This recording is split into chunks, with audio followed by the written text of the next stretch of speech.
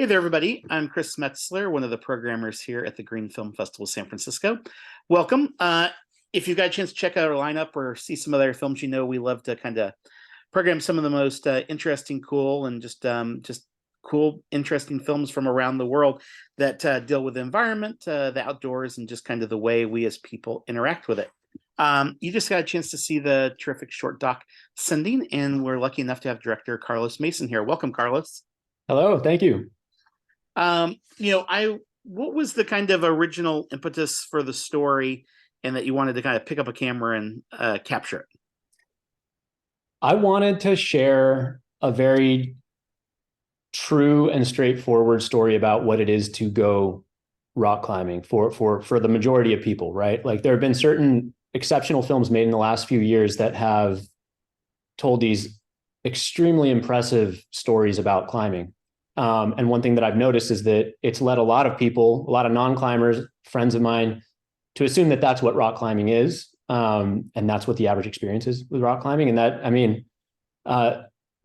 with all due respect, that's just not necessarily the case. And I've been climbing my whole life, and I go out on the weekends, I go out on all these trips, and it's such a beautiful, amazing, it's been a life-changing experience for me. And I wanted to make a film about what that experience is, because it's different than what the average person imagines climbing to be, I think. And so I wanted to tell that story. And I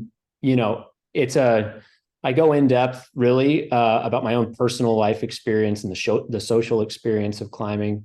I wanted to share how climbing and how being out in nature and exploring through the wilderness it's a really defining thing for me. It's shown me a lot of inspiration. It's guided me through life. And I thought that was really special. So, so that's kind of what led me to wanting to make the film.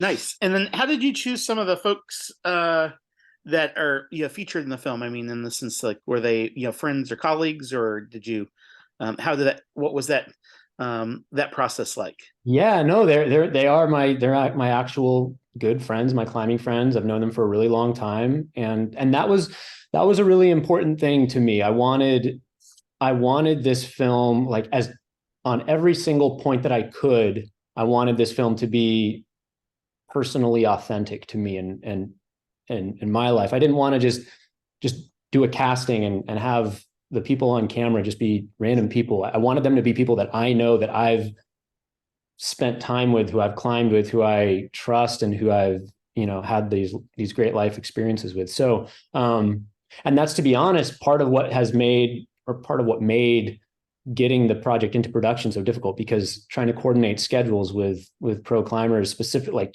trying to get 3 people in the same place is difficult, especially when they're traveling all around the world. So it was a challenge, but I'm happy I did it. Ethan, Anna, and Dan are longtime good friends, and I'm really happy that they were involved. Yeah. Nice. And so, what were some of the kind of challenges in, filming, climbing, but then also in the sense that, like, given the intimacy that you have, with, the subjects, I mean, were there different challenges, or did that change the way that the film was made, just based on those close relationships?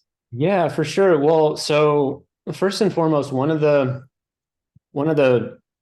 kind of rules I gave myself with the cinematography was I wanted to capture climbing in a way that a bystander would see climbing if they were there, right? I wanted to show it the way that you would see it if you were standing there right next to the boulder watching it happen. That was really important to me because that perspective is really incredible. It's beautiful. It's great. But one thing that has been very popular in recent years is, essentially putting the camera in places that can be very impressive and engaging, but are not where a bystander would see. The camera's not going to be up, or a bystander is most likely not going to be up like 2 inches away from one of the holds, like on the wall. Like, that's not where you're going to be. You're going to be down on the ground, like with everybody else, like watching what's going on. So that's what informed a lot of my camera position choices and how I framed things up and how I, wanted to compose the story visually. I wanted it to be just very real, and that perspective. My friendship and rapport with the cast was key because I was able to, I know them, and I know how to interact with them already, and we have a long rapport. So I was able to direct them in certain ways that I feel like allowed us to really, really drive into the specific emotions that I wanted from them at certain points. And it was fun. I mean, it was a lot, it meant a lot to be able to direct that group of people for this story, because what I was essentially doing, I was essentially using them to show my life experience climbing, which is it meant a lot for it to be shown through 3 climbers who are like top of the world of rock climbing. That was really cool. It was really fun. Nice. And for those of I imagine that folks just kind of see the film, it's going to be an interesting mix of people that are familiar with climbing and those that maybe are just kind of curious. If somebody kind of leaves the theater or when they finish watching the film at home, that this is kind of a sport that they're thinking about kind of investigating, like what would be some of the kind of tips or recommendations you might recommend, in the sense that given the vantage point that you had and the way that you captured the film? Yeah, climbing. Well, so this is the thing about climbing, right? It's as a beginner, climbing is a pretty sharp sport to engage in, right? Like it requires you to go out of your comfort zone left and right. It's physically uncomfortable. It's scary. It's dangerous. It's like it's a lot of things that are unappealing, right? But it's an incredibly fulfilling, fun, and exciting pursuit as well. So anyone who's just getting into climbing, like I try to implore upon them the patience to push through that initial stage of discomfort and terror. Honestly, like what it can be intimidating.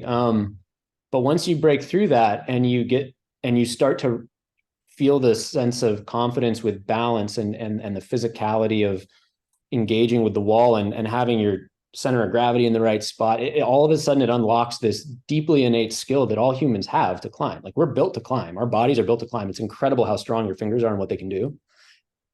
And as soon as you start using them that way, it's really cool. It's really, really cool. So I would just say, if anything, just find people who have a bit more experience than you, because they'll be able to safely help you engage in the sport, and they'll show you the right way.